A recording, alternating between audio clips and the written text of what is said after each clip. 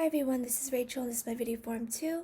I tried to find a disciplinary action case in the state of Delaware and I could not, so as a result I'll be using one from Maryland.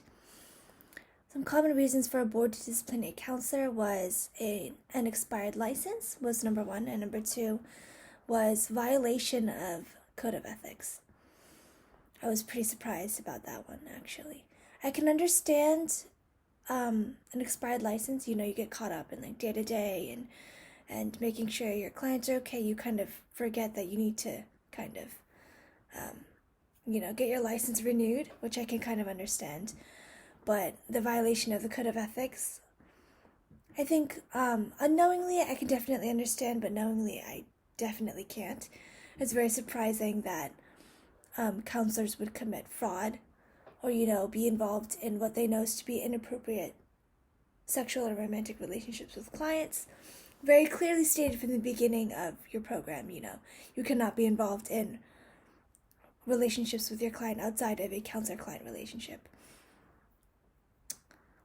Yeah, I can't really understand it. It kind of makes me wonder if I was in that same situation, would I make those same mistakes, Logically, I would like to think that I wouldn't, but, not being in that situation versus being in that situation is a completely different story.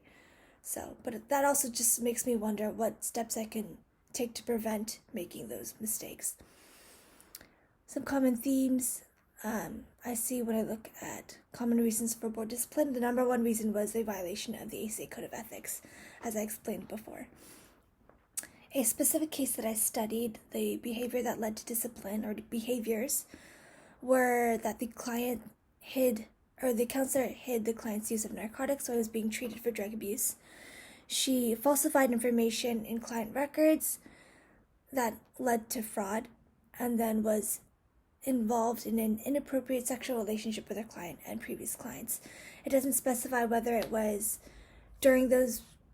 while she was counseling those previous clients or whether it was after, so I'm not sure.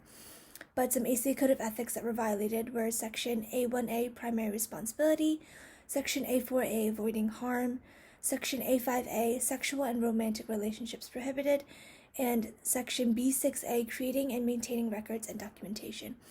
I could not find anything specific to Delaware, but I did find two specific to Maryland, and those were 1058-0304, Ethical Responsibility, and 1058-0309, Sexual Misconduct.